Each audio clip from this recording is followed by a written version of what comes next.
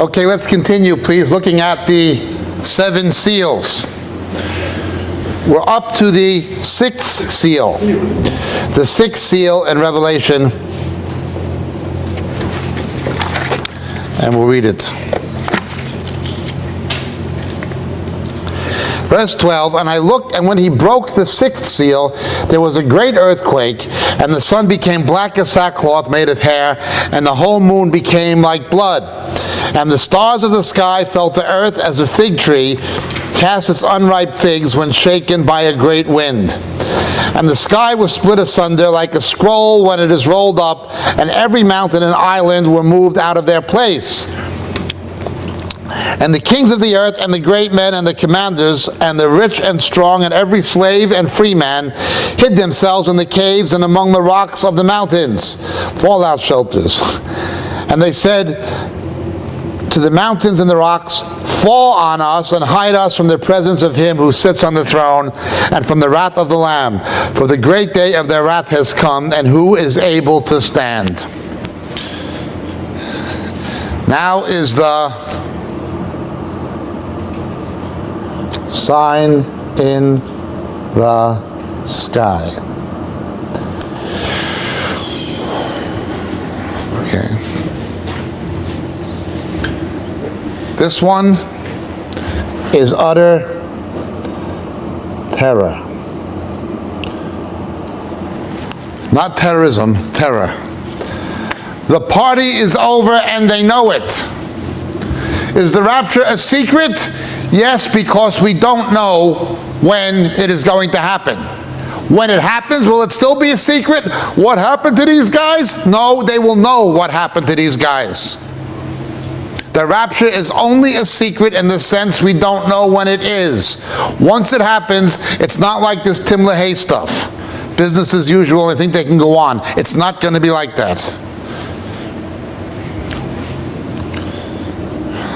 God is angry. He's angry because of what they did to his people, the church, and he's angry because of what they're trying to do to his people, Israel. At this point, the Antichrist goes absolutely mad. He already knows his time is short, but somehow he imagines he can win. Now he is desperate. Now he is in a frantic state. He must now try to eliminate Israel. We'll talk about this in our next session later. What happens when the man-child is removed and he goes after the woman. Chapter 12, but that's later. Okay. This becomes sheer terror. These things all have more than one meaning. There is, as always, the Peshet and the Pesher.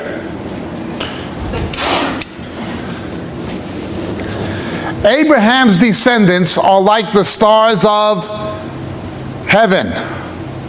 This articulates with chapter 12, when the dragon sweeps a third of the stars from heaven, right? In some contexts, stars are spirits, angelic, but here they are not. 1/3 of the angels followed Satan, it would appear. The great falling away, the great apostasy, will reach its climax in one last fell swoop. When push comes to shove, when the Antichrist here is in full power, when the power of the holy people has been shattered, there will be a massive, massive falling of stars. At this time, the sun will not give its light. What does this mean? The falling away. The Bible uses sunrise as a metaphor for the resurrection, doesn't it? All 4 Gospels say he rose at sunrise. Isaiah, arise and shine, for your light has come. The glory of the risen Lord is brighter than the sun. He raises at sunrise. The moon has no light of its own. The moon simply reflects the light of the sun. The light of Jesus will not be seen on the earth at all. The church will no longer reflect it. Now, am I saying blood on the moon doesn't mean that there was blood is life and astronauts went to the moon? I'm not saying it doesn't have that's not prophetically important. There has been literally blood on the moon. In the Middle East, you get a phenomenon at certain times of year where the moon does look a deep orangey red. I've seen it. Maybe you've seen it. We're not negating literal things. The sun became black as sackcloth, made of hair, and the whole moon became like blood, and the stars fell from the sky. I'm simply saying the cosmic phenomena reflects spiritual things. What happens physically is a reflection of what is happening spiritually. For instance, those days had been cut short. Remember, Kolobo? Look with me, please, to chapter 16.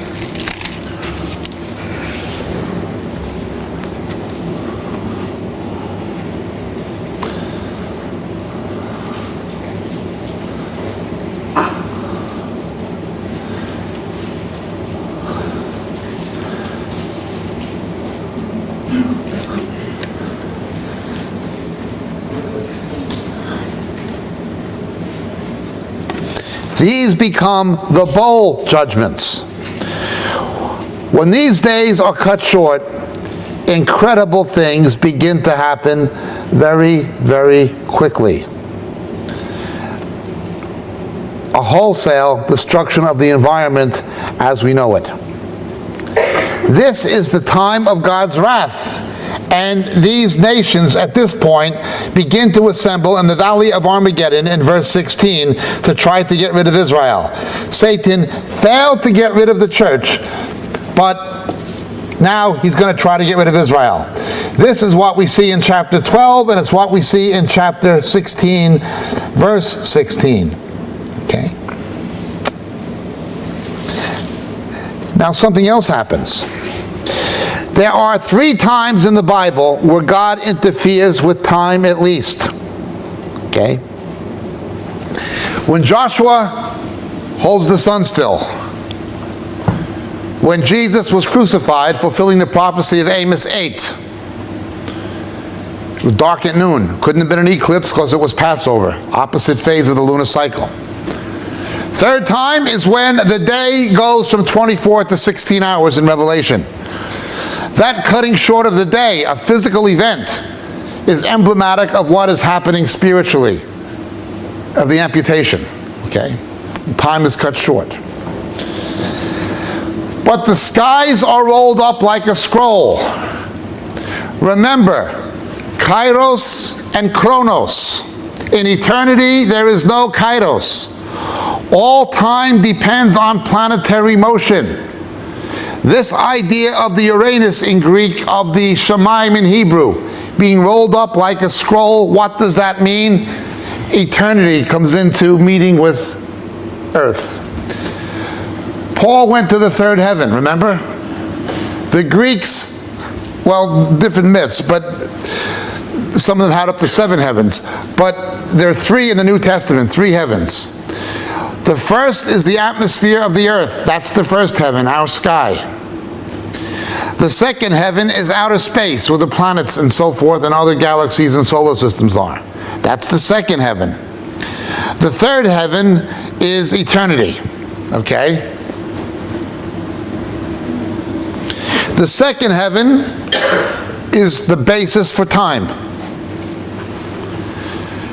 And it is the divide between eternity and being temporal, between the temporal realm of existence and the eternal one. Whether or not black holes in space with the event horizon or windows into eternity, I don't know. It's a good question. I'm not saying it is. I'm simply saying it's an interesting question. There is obviously more matter in our universe that we can account for, and even light particles can't escape from the black holes. Whether these things are some kind of windows, I have no idea. But I do know this, that the 2nd heaven is the barrier between the eternal and the temporal, between the 3rd heaven, eternity, and this earth, this world. It's a haunt of demons. The cosmos needs to be cleansed. Powers of the air. But it gets rolled up. Time ceases to exist once the sky is rolled up, because you have no basis for time anymore. There is no planetary motion when that happens. It is if, when it is rolled up, why is it rolled up? Because something is going to go through it. Us. You understand? The divide is rolled up so we can cross it. When somebody goes to be with the Lord simply by biological expiration, their spirit goes. The spirit can cross the divide and enter eternity. Flesh and blood cannot enter the kingdom as such. Yet Jesus was bodily resurrected. Elijah was bodily resurrected. Okay? Enoch was bodily resurrected. Our spirit can cross it, but it's not just our spirit that's going to cross it. When you give up the ghost, you go to be with the Lord, that's it. Your body is here asleep on the ground, but you are in the conscious presence of the Lord. That is not what we're talking about. We shall be changed. It opens up. Our bodies go. There'll be no corporal remains left here. There will be no corporal remains of any Christian, dead or alive. Even the dead ones aren't going to be here. Even their bones, the matter that they were composed of, they'll come back together and they'll be taken out of here. There has to be this rolling up. This has to do much with the fig tree. Whenever you see the fig tree, anything to do with the fig tree, think of the last days, the parable of the fig tree and the other trees. We talked about this on the Future History of the Church tape and on the Antichrist tape. Okay? When this happens, people go mad. Head for the basement, head for the caves, head for the fallout shelters. But it won't work, because the powers of the earth will be shaken. Remember, these physical events have a spiritual meaning, every one of them. Okay? Every slave and free man. We don't think of slavery, but what God calls slavery still exists. Chad has slavery. Mauritania has slavery. Sudan has slavery. Niger has slavery. Each one of them, it's rich Muslims with poor blacks who are their slaves. Literal slavery. But then you have other kinds of slavery in the world, like when Saudi sheiks go to India and they buy little girls for $200 from their family and call it an employment contract. It's slavery. But there's another kind of slavery.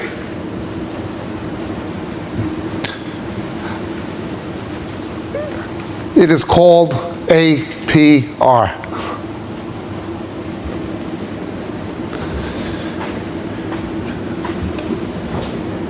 God did not allow usury because he knew it would lead to slavery.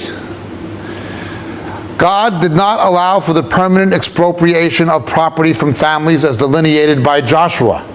In the year of Jubilee, it had to be restored. God would not allow these things for his people. In the millennium, we will not have these things. Okay?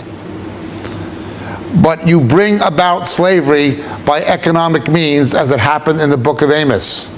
They may not call it slavery, but the fact is, somebody else owns your land if you have a mortgage. The fact is, you're working for somebody else if you are paying a high APR.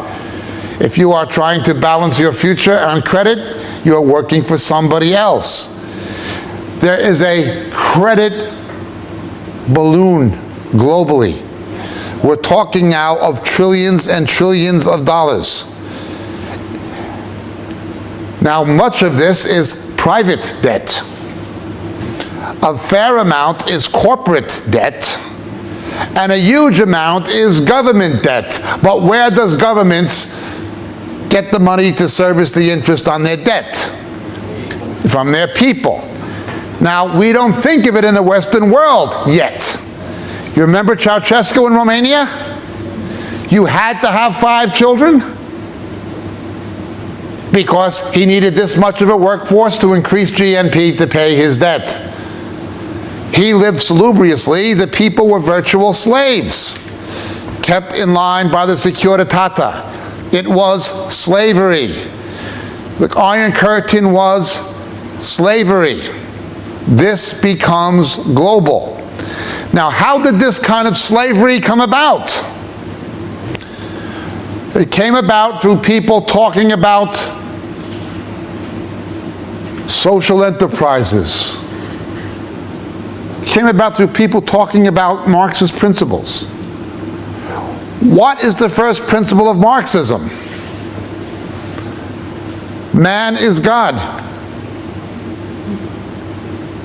The proletariat should control the economy. The proletariat should control the government. Wonderful principles, but what you wind up with is something worse than capitalism. What they wound up with was a party elite who enslaved the people.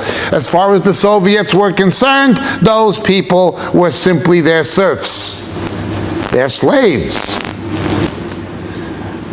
To the point where Ceausescu would basically breed human beings. He would literally breed them for an economic motive. We have to understand what the Bible means by slavery. Yes, literal slavery exists in the Islamic world, and with the growth of Islam, it's increasing. Why did slavery end in Britain and America? Wesley, Wilberforce, Shaftesbury, because of the gospel. You take the gospel away, you're going to have slavery again. Already in London, they had housemaids from the Philippines working for Saudi Arabian executives and diplomats. These women were being beaten, starved, flogged. What? You forgot to dust the bookshelf? And they would just beat them. These women's visas to live in Britain were dependent upon their employer. Sorry, you can go back to the rubbish heaps of Manila, or you can stay here and do what we do. Money talks. Money talks. This goes on in America. Islam is a slave religion. You are allowing in a religion that breeds slavery. And Islam is only one aspect. If you look at the debt explosion, if you look at third world debt, the IMF has to put conditions on third world countries. The World Bank must put conditions on third world countries to service the interest on their existing debt. Otherwise, you'd have a banking crisis in Europe, America, and Japan. If these countries all defaulted at the same time, you'd have a crisis here. They would drag the developed world down with them. So they've redefined insolvency. They've redefined bankruptcy as not simply a default on principle. Now the World Bank and the IMF has had to redefine insolvency as inability to service the interest on the principle. In other words, it's not your inability to pay back the loan, it's your inability to pay the interest on the loan. Hence, you have a third world where people have slave conditions. You can't raise wages. You must work for this because we have to make these commitments to the IMF to keep ourselves solvent. Well, they want third world debt relief. In Africa. Africa has received nearly $1 trillion in international aid since the 1960s. More than any other continent. The fact that most of it was misappropriated, misallocated, and stolen is not the issue to them. Give us more. Now, anybody who's been to Africa understands it's futile to give debt relief to Africa because they'll just go back and get right back in the same mess unless you get rid of these despotic governments like Mugabe and the ANC in South Africa. You're throwing good money after bad. The only way to help Africans is for Christians to help the people directly, but to try to help these governments, it doesn't work. You're throwing good money after bad. So now you got a situation. They are enslaving their people to meet the conditions of the IMF and World Bank. If they don't, we have a banking crisis in the developed world, and you'll see what they did. What did Barclays do when it began getting in trouble with third world debt? Laying people off. Sorry, you used to wait in line 10 minutes for Barclays Bank, now you wait in line 20 minutes. We have to lay off tellers. They increased their service charges for their own customers in England or anywhere else. They tried to get it from us, you understand? This creates an issue that is going to bring about something the book of Revelation calls slavery. Third world debt is a humongous issue. And as far as debt relief, forget it. You'll be throwing good money after bad because of these despotic governments. They will just steal it and mismanage it. Just take a look. Singapore, Malaysia, they became independent the same time as Ghana. Yet in Asia, you have economic growth. In Africa, major areas of Latin America, the Caribbean, you don't. What's the problem here? What's the problem? Well, the problem is, obviously, it's sin, it's corruption, it's false religion, idolatry. These things make problems. The closer a Muslim nation is to Mecca, the more injustice it's going to have. It's amazing. Even countries with a lot of oil and low populations, like Kuwait, you get two classes of people. You'd think with such a low population and all that money, there would be less poverty. Saudi Arabia, they don't like to talk about it, but all that money is in the hands of the House of Saud. There's poverty. You go away from Mecca towards Malaysia, what do you see? The further away they are from Mecca, the more affluence among the Muslims.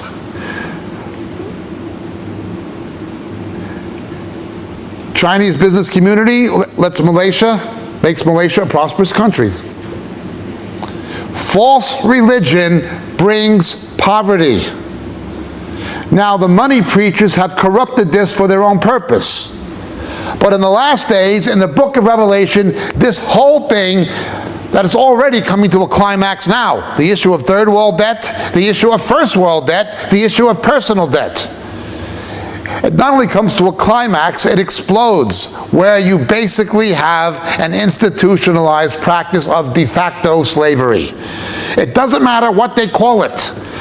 People would say, Ceausescu didn't have slaves. God says, yes, he did. What's the difference? Talk to people who went to Romania and saw those orphanages after Ceausescu fell. There's no other word for it. It was slavery. There was no other word. What did Stalin do to the Ukrainians? There's no other word for it. It was slavery. Slavery. Slavery is going to come back big time. And I don't just mean to the third world. You're going to see an institutionalized slavery. All they'll do is call it something else. They'll call it something else. But it will still be based on things like race. It will still be based on things like class. Don't think when the book of Revelation talks about things like slavery, people will see that and say, well, this proves it couldn't be for modern times or have a future meaning. There's no slavery anymore. They don't know what they're talking about. They don't know what they are talking about. There is slavery. Most people are not economically independent. A free man is that. If somebody has more debt than they have assets, they're already becoming enslaved.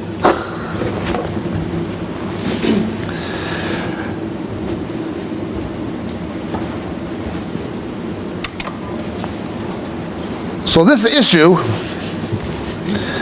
explodes. The kings of the earth the great men and commanders, the rich and strong, and every slave and free man. Somebody's socioeconomic status, the nation of their citizenship, their position will no longer matter. Being an oligarch, being a baron, being a tycoon, being a senior executive, being a key professional, or being somebody who works in a petrol station, or being a slave in Mauritania. It doesn't matter anymore. It doesn't matter.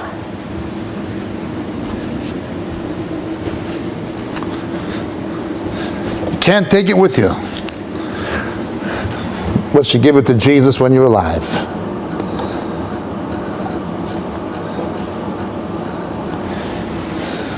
This sign introduces something. We have an entire chapter now dedicated solely to this.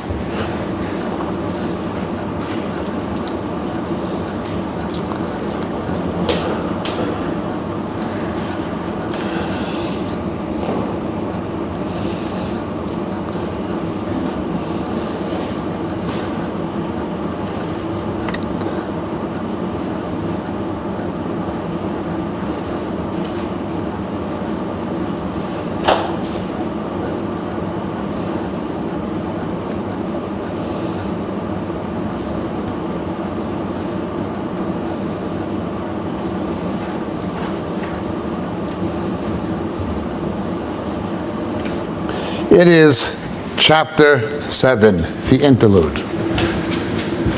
When does the rapture and resurrection happen? When is the harpazo? When is the Anastasia? When is the episunagage? When is this event we're all looking for? Where does it take place? This is the penultimate event in human history. Up till now, rivaled only by the death and resurrection of Jesus since the creation, and will be eclipsed only by his coming with the saints. Can the penultimate event in human history be a secret the Bible doesn't talk about? We're all looking for the coming of the Lord, the harpazo, the episunagage, the parousia. We're all looking for this. Since the early church, they were saying Maranatha. The idea that some pre-tribulational people have, it's so secret it's not even in the Bible. That's virtually what it comes to. They say it's in, even guys like John MacArthur, it's in the blank spaces, he says. The rapture is in the blank space. It's such an important event, and it's not in there? That's an absurd statement. Now, don't get me wrong. I respect John MacArthur. He's taken stands on a lot of issues, like the ecumenical movement. I respect what he says. He believes the Word of God. He's not a bad man. I don't agree with him on some issues, but he's still a brother. But the idea that he and others like him have, that can anybody really think anything as crucial as the rapture would be left out? Right in the middle of the Olivet Discourse, right in the middle of Matthew 24, where he's talking about all this bad stuff, about the horsemen. He's talking about, he's talking about the wars, rumors of wars, famines, pestilence, earthquakes, natural disasters. And then he says, after all that stuff, then he says, but immediately after the tribulation, they're going to see the Son of Man coming, and he will send his angel with a great trumpet and gather his elect. How much more clear can you be? It's right dead in the middle of the Olivet Discourse. And it is right dead in the middle of the book of Revelation. It is chapter 7. Let's read it.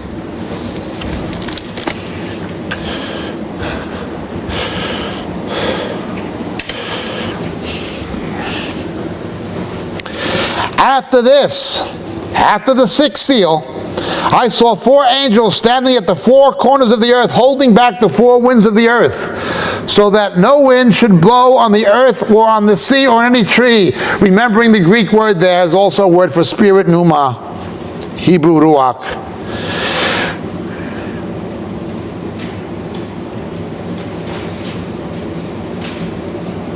And I saw another angel ascending from the rising of the sun, having the seal of the living God, and he cried out with a loud voice to the 4 angels to whom it was granted to harm the earth and the sea. Now we're talking about the fundamental destruction of the environment, but something's going to happen first. Do not harm the earth or the sea or the trees until we have sealed the bondservants of our God on their foreheads. Again, there's always a double meaning. You have the beast that came out of the earth, the beast that came out of the sea, Israel and the nations. Okay. The trees of the field will clap their hands, we shall be trees of righteousness. Before God lets this onslaught happen, he has to do something. He seals the 144,000. This comes straight from the book of Ezekiel. What happened before the Babylonian captivity is written in Jeremiah. What happened during it is written in Ezekiel and Daniel. Let's look at the book of Ezekiel, please.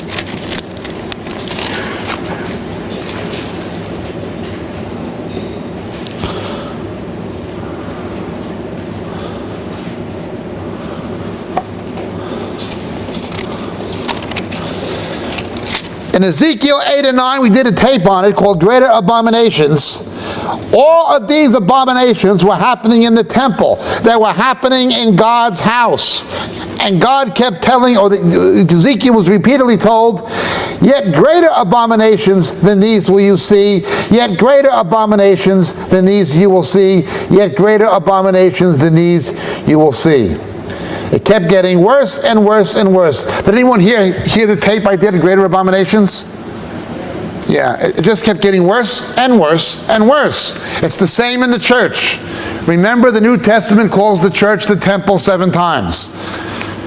Ordaining homosexuals in the church, yet greater abominations than these you'll see. The church giving its approval to religions that worship demons, Hinduism, Islam, yet greater abominations than these you'll see. It just gets worse and worse and worse in God's house, in his Heron, in his Naos, in his temple.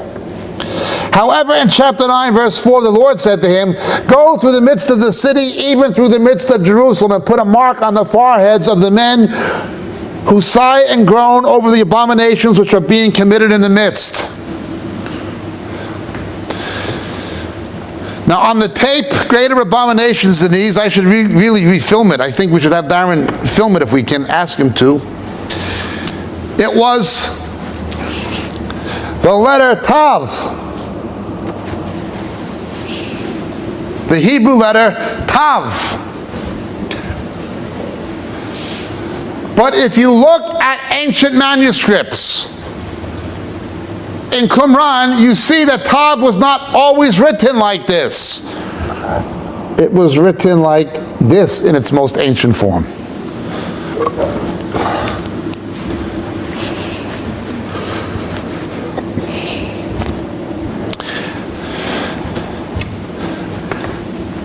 Don't harm it yet until we seal those who mourn over it. Remember, God is not angry at his people. He's angry at the others.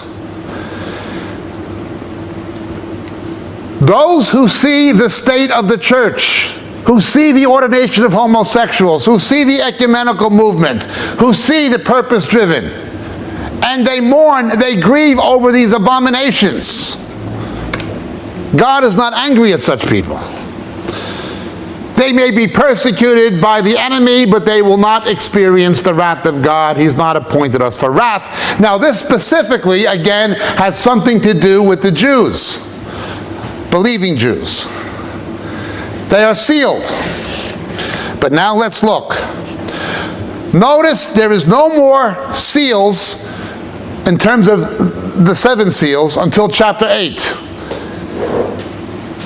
They end in chapter 6.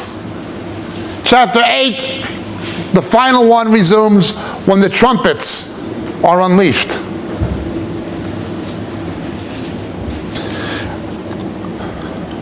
The trumpets have to do with the wrath of God. The final trumpet being blown is the one that corresponds to Yom Kippur in the year of Jubilee, when the walls of Jericho came down, and Joshua entering with the children of Israel into the promised land and taking over Jericho is a picture of Jesus coming back with his church, taking dominion. Remember? And then the land was delineated. They were given their inheritance. The meek shall inherit the earth. That's to do with the trumpets. The trumpets are after we're out of here. That resumes in chapter 8. The trumpets don't concern us as such, except for the last one, because we come back with Jesus. What we see in Zechariah 12. We're concerned with the seals. But we just had the last seal that concerns us, the 6th one.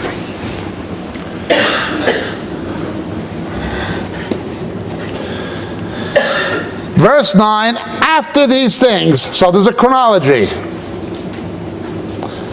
I looked, and behold, a great multitude which no one could count, from every nation and all tribes and peoples and tongues, standing before the throne and before the Lamb, clothed in white robes, and palm branches were in their hands. Now notice these people are described the same way as the ones who were martyred, whose blood was crying out from the altar. And they cry out with a loud voice, saying, salvation to our God, who sits on the throne, and to the Lamb. And all the angels were standing around the throne and around the elders, and the 4 living creatures, and they fell on their faces before the throne and worshiped God, saying, Amen. Blessing and glory and wisdom and thanksgiving and honor and power and might be to our God forever and ever. Amen. And one of the elders answered, saying to me, these who are clothed in white robes, who are they, and where have they come from? And I said to him, my Lord, you know. And he said to me, these are the ones who have come out of the great tribulation, and have washed their robes and made them white in the blood of the Lamb. For this reason they are before the throne of God, and they serve him day and night in his temple. And he who sits on the throne shall spread his tabernacle over them. And they shall hunger no more, neither thirst any more, bearing in mind what was going on before in the tribulation. Neither shall the sun beat down on them, nor any heat. For again, the environmental catastrophes were affecting everyone. For the Lamb in the center of the throne shall be their shepherd, and shall guide them to the springs of the water of life, and God shall wipe every tear from their eyes. Every tear. On the Thanatology tapes, we explain this.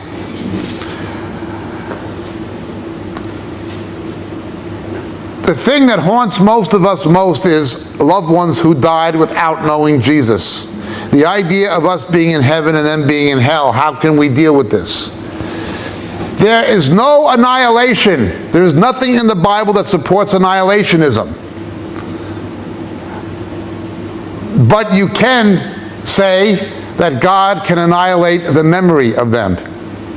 It will be to us as if they never existed.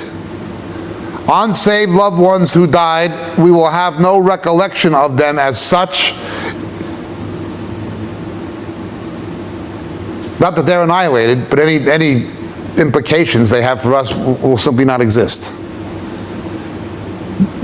There'll be no more suffering, no tears, nothing of any description that is in any way negative. This is clearly and plainly the coming of Jesus in the rapture for us. It's clearly our removal from this place before the wrath of God begins. Once we are taken out of here, chapter 8, verse 1, the seventh seal is broken. Then comes the trumpets. Judgment upon judgment upon judgment. From this time on, Satan is going after the Jews and trying desperately to prevent the return of Christ. What I'm saying is, up until chapter 8, the trumpet judgments, the seal judgments, the focus is on the church. After the church is removed, the focus switches. Okay? God now is looking to save Israel. The faithful church has been saved. This doctrine of the tribulation saints is greatly overstated. Greatly. If people can't be faithful now, you think they're going to be...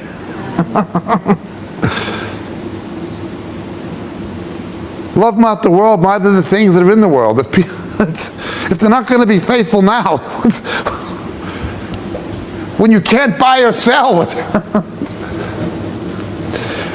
I know of two preachers, one in America, one in South Africa, saying it's okay to take the mark of the beast. It doesn't matter anything.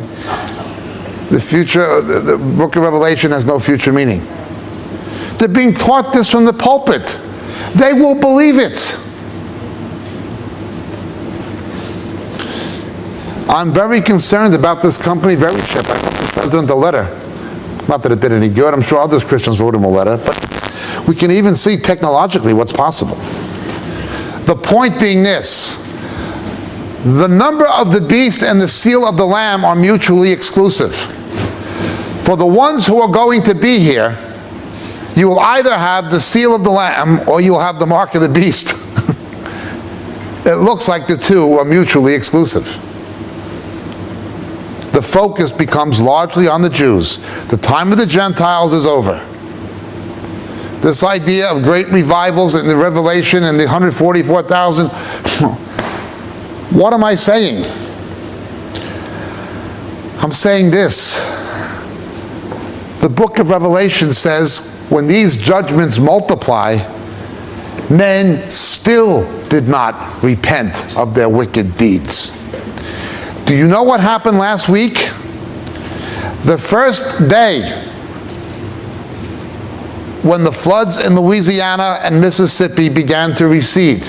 The first day when they were able to get large amounts of supplies in instead of small amounts.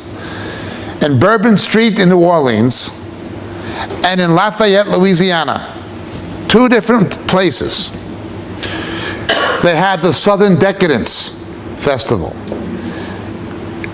Gay pride parades in New Orleans and in Lafayette. People are going out now. Their homes are not there anymore. They're looking for the bodies of dead loved ones floating in the street. They're looking for the remains of missing loved ones. People are floating in the street dead. I watched them on the news. They found people just floating, just face down, floating dead. People are looking, is that my brother? Is that my mother? Is that my son? Is that my baby? People are looking for the dead bodies of loved ones. They're worried about an epidemic, a disease, a pestilence coming because of the environmental conditions after the hurricane. And these people are having a gay pride parade in the same location. Think of the days of Lot. They were struck blind. And even when they were struck blind, they were so driven by their perversion, they were trying to rape the angels. Crazy. That's what the last days will be like. This idea of the tribulation saints, it is greatly, greatly overstated. Once we get out of here, the redemptive focus of God becomes centrally concentrated on the redemption of Israel. The time of the Gentiles is over. Am I absolutely saying nobody else will be saved? I didn't say that, but I'm saying this idea of the tribulation saints is a big nonsense. It's amplified out of all proportion to anything the Bible actually says of the subject. A secret rapture, Of course it's secret in that we don't know when it's going to happen. How can you possibly say when Jesus says the angel comes to gather his elect, that's not the rapture and resurrection? How can anybody possibly say that chapter 7 is not clearly the gathering of the saints out of here? It's obvious. It's plain as day. Yet, we have people who'd rather believe something else. I did a tape once called Death of Reason. I'm wanting to do one that was for unsaved people. But now I want to do one for Christians called Reductio ad absurdum. It can't mean what it seems to believe, so we have to come up with some absurd way to explain as being or meaning something else. It's quite clear what happens in chapter 7. The trumpets end in chapter 6, resume in chapter 8. In chapter 7, the saints are taken out of here. God anoints the 144,000, and his focus becomes on the Jews, and the Antichrist begins to go mad.